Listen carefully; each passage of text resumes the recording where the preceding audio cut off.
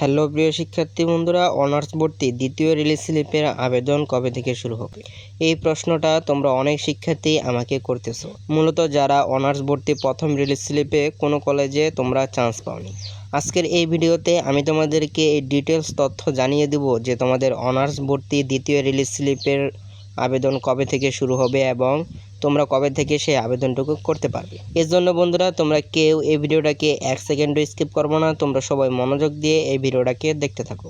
কারণ তোমাদের অনার্সে ভর্তি হওয়ার পরে আরও বিভিন্ন ধরনের কাজকর্ম রয়েছে, যেই সকল তথ্য আমি আমার এই চ্যানেলের মাধ্যমে তোমাদেরকে কিন্তু দিয়ে থাকবো।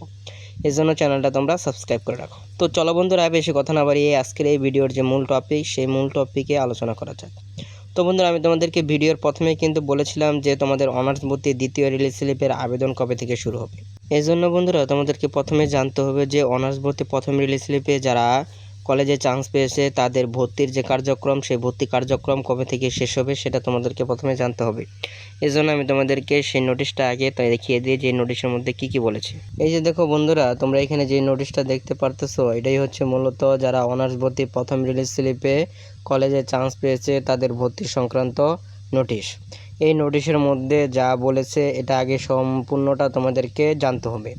এই নোটিশে কিন্তু বলেছে যারা অনার্স ভর্তি প্রথম রিলিজ স্লিপে কলেজে চান্স পেয়েছে তাদের অনলাইনে যে একটা চূড়ান্ত ভর্তি ফর্ম পূরণ করতে হবে, সেই অনলাইনে চূড়ান্ত ভর্তি ফর্ম শুরু হবে কিন্তু 22শে জুলাই, এবং সেই অনলাইনে ভর্তির ফর্মটা পূরণ করার শেষ সময় হচ্ছে 1 আগস্ট। বুঝতে পারছো?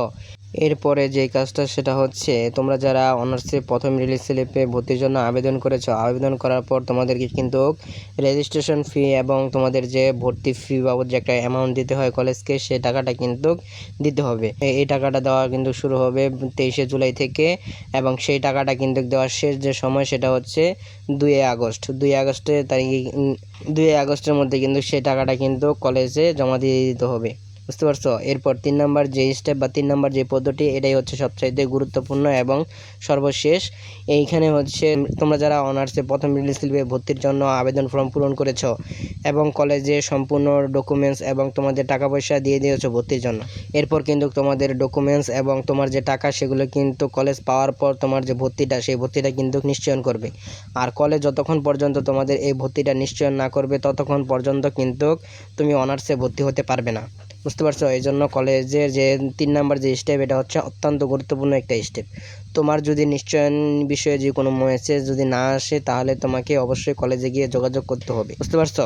আর এই নিশ্চয়ন শুরু হবে কিন্তু 23শে জুলাই থেকে 3 আগস্ট পর্যন্ত কিন্তু এই নিশ্চয়নের সময়সীমা রয়েছে। এর মধ্যেই কিন্তু কলেজ তোমার ভর্তিটা নিশ্চয়ন করবে। এরপরে সর্বশেষ যে ধাপ বা পদ্ধতি সেটা হচ্ছে তোমরা যারা অনার্স ভর্তি প্রথম রিলিজ স্লিপে ভর্তির জন্য টাকা দিয়েছিলে কলেজকে একটা, সেই ভর্তির টাকা থেকে কিন্তু তুমি যেই কলেজে ভর্তি হয়েছো সেই কলেজ তোমার সেই ভর্তি ফি থেকে 1130 টাকা কিন্তু রেজিস্ট্রেশন ফি বাবদ জাতীয় বিশ্ববিদ্যালয়ের কাছে এই টাকাটা পাঠিয়ে দিবে। এই টাকাটা কিন্তু তোমাকে পাঠাতে হবে না, এটা কিন্তু তুমি যেই কলেজে ভর্তি হয়েছো সেই কলেজেই তোমার এই টাকাটা কিন্তু জাতীয় বিশ্ববিদ্যালয়ের কাছে পাঠিয়ে দিবে। এটা নিয়ে তোমাদের কোনো চিন্তা করার দরকার নেই। আর এই টাকাটা কিন্তু পাঠাবে তুমি যেই কলেজে ভর্তি হয়েছো সেই কলেজে জাতীয় বিশ্ববিদ্যালয়ের কাছে পাঠাবে। এই টাকাটা পাঠাবে মূলত 4 আগস্ট থেকে পাঠানো শুরু করবে, 11 আগস্ট পর্যন্ত কিন্তু এই টাকাটা পাঠানোর সময় রয়েছে। বুঝতে পারছো? এরপরেই কিন্তু তোমাদের যে দ্বিতীয় রিলিজ স্লিপ, সেই দ্বিতীয় রিলিজ স্লিপের আবেদন কিন্তু শুরু হবে। মূলত তোমাদের দ্বিতীয় রিলিজ স্লিপের আবেদন তাহলে এখন কবে শুরু হতে পারে? তোমাদের দ্বিতীয় রিলিজ স্লিপের আবেদন শুরু হবার ঘোর সম্ভাবনা রয়েছে 7 আগস্ট থেকে 8 আগস্টের মধ্যে কিন্তু তোমাদের এই দ্বিতীয় রিলিজ স্লিপের আবেদন শুরু হওয়ার সম্ভাবনা রয়েছে। বুঝতে পারছো? তো বন্ধুরা, এই হচ্ছে আজকের এই ভিডিওটা। এই ভিডিওটা তোমাদের কাছে কেমন লেগেছে? যদি ভিডিওটা ভালো লেগে থাকে তাহলে অবশ্যই ভিডিওতে একটা লাইক, একটা কমেন্ট এবং এই ভিডিওটা বেশি বেশি করে শেয়ার করে দেবে তোমার অপর বন্ধু বান্ধবের কাছে, যেন তারা এই ভিডিওটা সবচাইতে বেশি দেখতে পারে। তো বন্ধুরা, দেখা হবে পরবর্তী কোনো ইনফরমেটিভ ভিডিওতে। আল্লাহ হাফেজ।